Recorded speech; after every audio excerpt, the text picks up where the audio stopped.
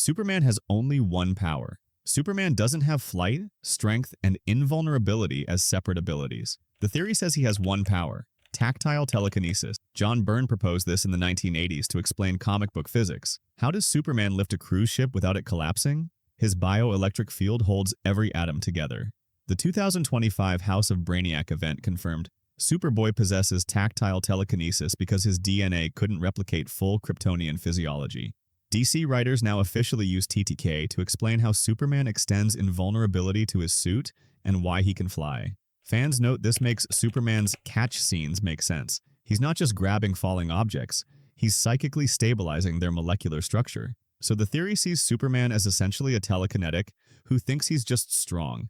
That's why his cape never rips, which means every feat of strength is actually unconscious psychic manipulation of matter itself.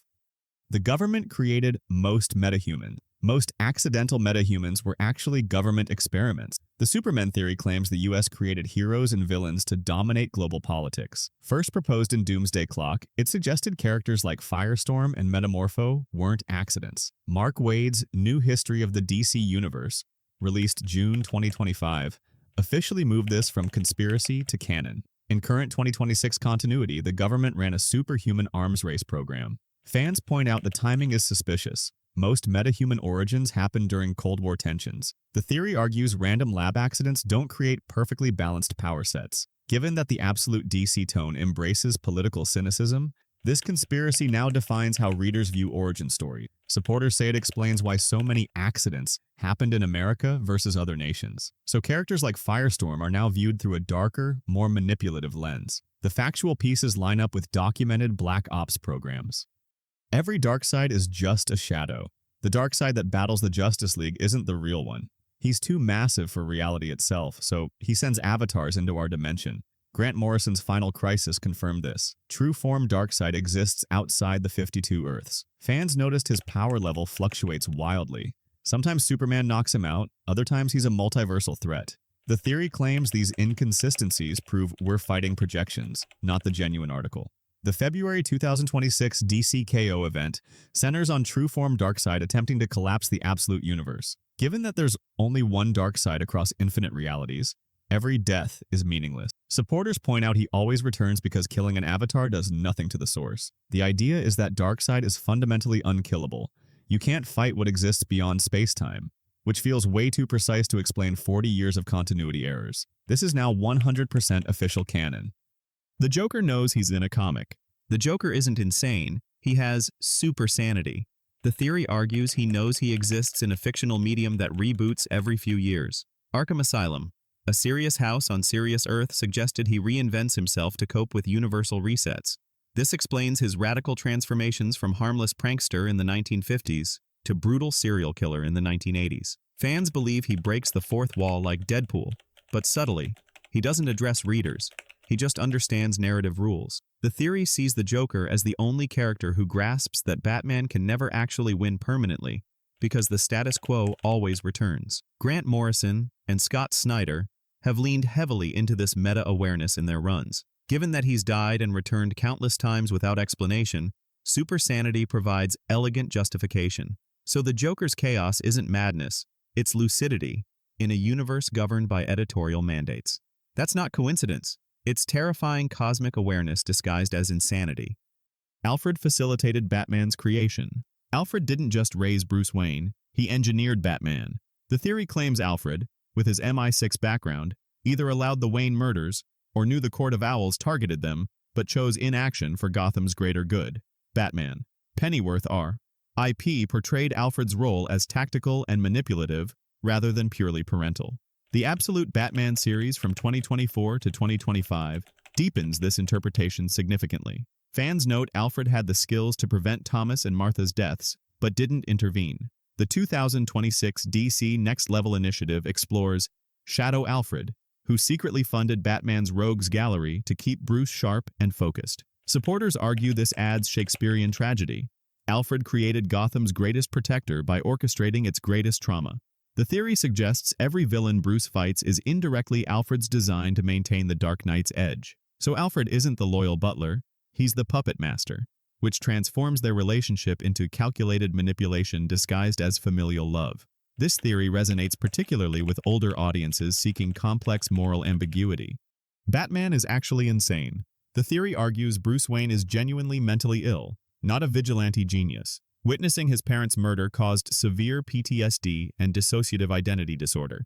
Fans point out his no-killing rule is pathological. He risks innocent lives to preserve it. The Batman Who Laughs storyline showed what happens when Bruce's sanity fully breaks, suggesting he's always been one step from that edge. Supporters note he dresses as a bat and beats people nightly, which isn't rational behavior. The theory claims Gotham doesn't need Batman. Bruce needs the mission to function. His refusal to seek therapy and obsessive preparation are textbook trauma responses, not heroism. Given that he's trained child soldiers and maintains extensive files on killing his teammates, the theory sees Bruce as a functional psychotic. The idea is that Alfred and the Bat family enable his delusions because the alternative is watching him completely collapse. So Batman isn't Gotham's hero. He's its most dangerous patient who happens to target criminals. This reframes every heroic act as symptomatic behavior. Wonder Woman is the strongest Justice Leaguer. Wonder Woman holds back more than Superman ever has. The theory claims Diana is actually stronger, faster, and more skilled than Clark, but chooses restraint out of compassion. Fans note she's beaten Superman in direct combat multiple times across different continuities. Her creator, William Moulton Marston, designed her to be the perfect warrior, combining Amazonian training with divine power. The theory argues Superman's strength comes from solar radiation, but Diana's comes from literal gods, which is fundamentally more potent. Supporters point out she's the god of war in current continuity, a title that grants power beyond simple physical might. The idea is that Wonder Woman could defeat the entire Justice League if she embraced her full warrior nature, but she doesn't, because her mission is peace, not domination. So every fight where she shows mercy is actually her choosing not to end the conflict instantly. That's the real superpower, godlike strength tempered by perfect wisdom, which makes her the most dangerous leaguer precisely because she refuses to act like it. The Flash creates every speedster. Villain. Barry Allen accidentally creates his own rogues gallery through time travel and speed force contamination. The theory says every speedster villain exists because Flash disrupted the timeline or leaked speed force energy. Reverse Flash literally exists because Barry inspired Eobard Thawne. In the future, creating a paradox. Fans note the particle accelerator explosion that created most Flash villains happened because Barry's future self needed it to happen. The Speed Force itself is described as sentient and potentially malicious in some runs, suggesting it manufactures threats to keep Barry running. Supporters argue Savitar, Godspeed, and Zoom all gained powers through Barry's interference with the timeline. The theory claims if Barry stopped running, the Speed Force would collapse, erasing these villains from existence. So the Flash is trapped in a cycle. His heroism creates the very threats he must stop. That's the Speed Force's real nature, a cosmic trap disguised as a gift. Which means every time Barry saves the day, he's actually ensuring tomorrow's crisis will be worse. Green Lantern rings choose psychologically damaged people. The theory argues Green Lantern rings deliberately select psychologically damaged individuals, not exemplary ones. Hal Jordan has crippling daddy issues and authority problems. Jon Stewart carries survivor's guilt. Guy Gardner is openly aggressive and traumatized. Kyle Rayner watched his girlfriend get murdered and stuffed in a refrigerator. Fans note the rings claim to seek beings without fear, but every human lantern is running from something. The theory suggests the Guardians programmed rings to find people with enough trauma to be controlled, but enough willpower to be useful. Supporters point out that fearless people don't make good soldiers. Damaged people seeking redemption do. The idea is that the Green Lantern Corps isn't a police force. It's a rehabilitation program for the galaxy's broken warriors. Given that Hal Jordan became Parallax, proving the ring's psychological screening is flawed, this theory gains weight. So the ring doesn't find the worthy, it finds the desperate, which transforms the Corps from heroes into victims, given weapons they're not mentally equipped to handle. Lex Luthor is right about Superman. Lex Luthor's fears about Superman are completely justified. The theory argues an invincible alien with no accountability is genuinely dangerous, regardless of current intentions. Fans point to Injustice, Red Sun, and Kingdom Come, alternate timelines where Superman becomes a tyrant. Luthor's core argument is that humanity becomes dependent and weak with Superman protecting them. The theory claims Superman's mere existence prevents human advancement because we rely on him instead of ourselves. Supporters note Superman has made unilateral decisions affecting billions without democratic oversight or consequences. The idea is that Luthor represents rational human self-preservation, not villainy. Given that Superman has been mind-controlled numerous times, Luthor's contingency planning is pragmatic. So Lex isn't the villain motivated by jealousy. He's the only person brave enough to acknowledge the alien threat. That's the twist. The billionaire genius trying to kill Superman is actually Earth's most realistic defender. Which means every scheme Lex launches is a desperate attempt to free humanity from benevolent dictatorship before it becomes malevolent. Harley Quinn never actually loved Joker. Harley Quinn's relationship with Joker was never love. It was Stockholm Syndrome and calculated survival. The theory argues Dr. Harleen Quinzel was too intelligent to genuinely fall for an obvious psychopath. Fans believe she recognized the Joker's insanity, understood she couldn't cure or escape him, so she adopted a persona to survive. Her psychological training means she knew exactly what was happening, but had no better option. The theory claims Harley Quinn is a defense mechanism, not a real transformation. Supporters point to her rapid recovery and growth after leaving Joker. Real trauma victims don't rebound that quickly. The idea is that she was always performing, waiting for the right moment to break free safely. Given her recent characterization as a fully independent anti-hero, the theory suggests she never lost herself. She was playing a long game. So every puddin' and giggle was Harleen manipulating the manipulator. That's the real brilliance. She convinced the world, including Joker, that she was broken when she was actually biding her time. The Lazarus Pit creates demons, not resurrects people. The Lazarus Pit doesn't bring people back. It creates demonic copies wearing their faces. The theory argues that everyone resurrected by the pit returns fundamentally different, suggesting their soul never actually returned. Ra's al Ghul is hundreds of years old but barely resembles humanity, any more in personality or morality.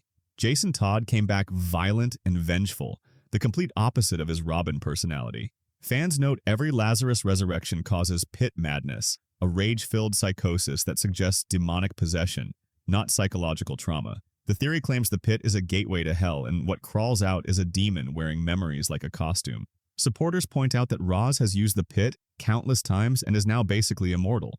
But is he still the same person who first entered centuries ago? The idea is that the Lazarus Pit is a devil's bargain that trades your humanity for extended life. So every character saved by the pit is actually dead, replaced by something wearing their face. That's the horror Ra's refuses to acknowledge after all these centuries. Batman created the Joker. Batman's existence directly caused the Joker's creation. The theory argues that Gotham's criminals were relatively normal until a vigilante dressed as a bat started terrorizing them.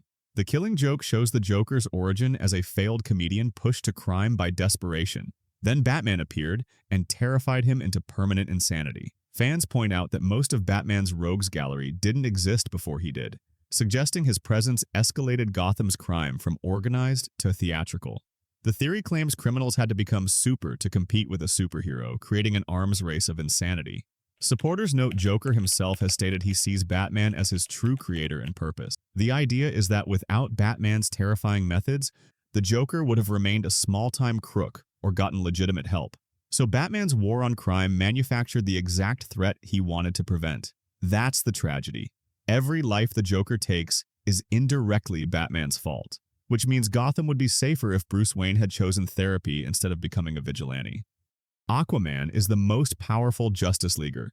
Aquaman controls 71% of Earth's surface and commands trillions of creatures. He's the planet's true superpower. The theory argues Arthur Curry could end any conflict by ordering every ocean creature to attack simultaneously.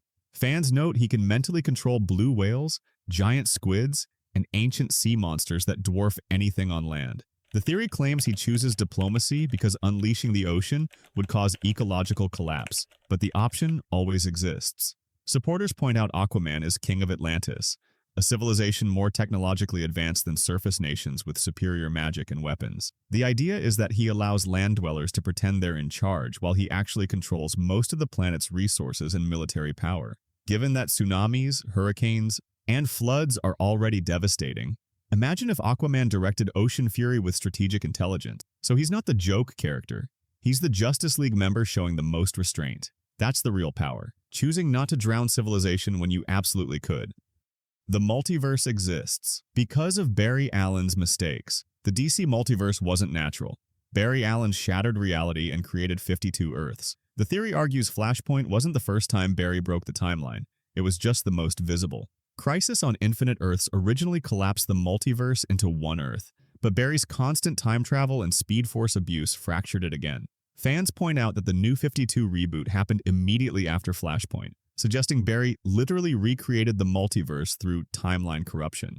The theory claims every alternate Earth exists because Barry ran so fast, so often, that he splintered reality into infinite variation. Supporters note the Speed Force connects all timelines, meaning Barry's actions ripple across every possible universe. The idea is that the Flash isn't protecting the timeline. He's the reason it's constantly breaking. So every parallel Earth, every alternate version of characters, exists because Barry Allen couldn't stop meddling with time. That's the meta-truth. The entire DC multiverse is a monument to one man's inability to let tragedy remain tragic. And he keeps running, which means reality keeps fracturing.